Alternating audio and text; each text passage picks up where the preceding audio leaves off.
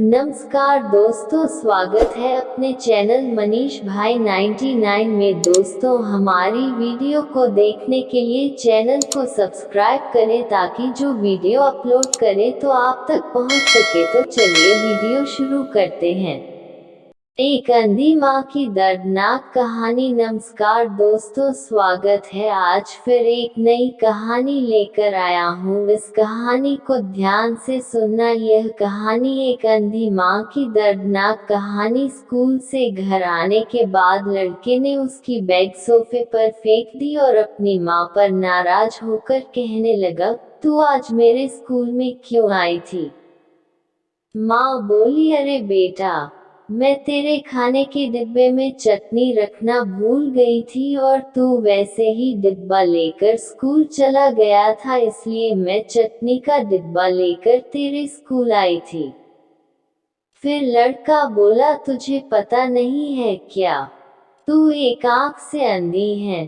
तेरे घर जाने के बाद सब मुझ पर हंस रहे थे, मुझे चिढ़ा रहे थे और मुझे कानी का बेटा बोल रहे थे। फिर माँ बोली, ठीक है, मैं फिर से नहीं आऊंगी तेरी स्कूल में। तुझे भूख लगी होगी बेटा, खाना खा ले। पर लड़के को अपनी माँ पर बहुत गुस्सा आया था। वह बोला, मुझे नहीं खाना, और वह गुस्से से माँ को भला बुरा कहने लगा। वह बोला कि तू अंधी है, तू अंधी है। ये सुन के उसकी माँ को बहुत बुरा लगा, पर उसने वह नाराजगी अपने चेहरे पर नहीं दिखाई। उसने अपने बेटे पर गुस्सा नहीं किया। उसने आगे अपने बेटे खूब को पढ़ाया। वह लड़का स्कूल में पहला आया। शिक्षण संस्थान ने उसके लिए सम्मान का कार्यक्रम का आयोजन किया। लड़का तैयार होकर कार्यक्रम के लिए जाने लगा। उसकी माँ ने पूछा कि बेटा, मैं आऊं क्या तुम्हारे साथ? वह बोला, नहीं। फिर लड़का कहने लगा कि तेरी एक ही आंख है, तू मत आ। लड़के के शब्द सुनकर माँ को रोना आया, पर उस होशियार और बुद्धिमान लड़के को अपनी माँ का दुख नहीं दिखाई दे रहा था। माँ तो आखिर माँ ठहरी। माँ से रहा नहीं गया, वह अपने लड़के का सम्मान होते हुए देखना चाहती थी। वह स्कूल गई और सबसे पीछे खड़ी रही। अपने लड़के को माला पहना हुआ देखकर वह बहुत खुश हो गई। कार्यक्रम होने के बाद जब लड़का घर आया तब उसकी माँ उसे कहने लगी कि बेटा, मैं तेरा कार्यक्रम देखने आई थी। माँ का कहना पूर्ण होने से पहले वह उस पर चिल्लाने लगा और कहने लगा कि तुझे कितनी बार मैंने मना किया था, मेरे स्कूल आया मत कर, फिर भी तू स्कूल आई। तू आई क्यों? उसको अपनी माँ की ममता नहीं दिखाई दी। उस लड़के के होशियार दिमाग को सिर्फ स्कूल के विषय समझते थे, वह उसकी माँ को कभी समझ नहीं पाया। ऐसे ही दिन बीत गए। लड़का बड़ा हुआ, लड़के की शादी हुई।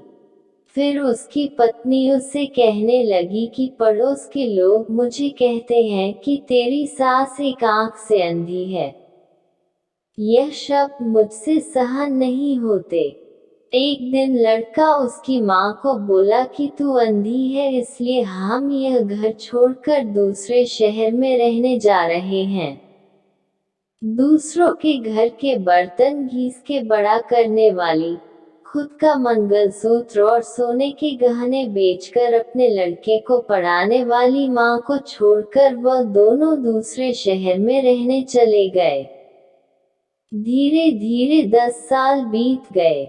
एक दिन उसकी माँ की तबीयत बहुत बिगड़ गई। वह सोचने लगी कि अब मैं यह दुनिया छोड़कर चली जाऊंगी, पर मुझे एक बार मेरे बच्चों को देखना है। तुरंत उसको अपने लड़के और बहू के शब्द याद आने लगे कि तू अंधी है। वह बच्चों से मिलने का विचार मन से निकाल देती है। पर माँ तो माँ ठहरी, उससे रहा नहीं जाता। वह अपने लड़के से मिलने के लिए निकलती है। शहर में उसके बेटे के घर पहुंचती है। तब उसे अपने पोता पोती खेलते हुए दिखाई देते हैं। वह उनको उठाकर खिलाने के लिए आगे जाती है, पर उतने में उसकी बहू चिल्लाती है कि आप बच्चों को हाथ मत लगाना। उस वक्त उसका बेटा वहां आता है और कहता है कि तू इधर क्यों आई?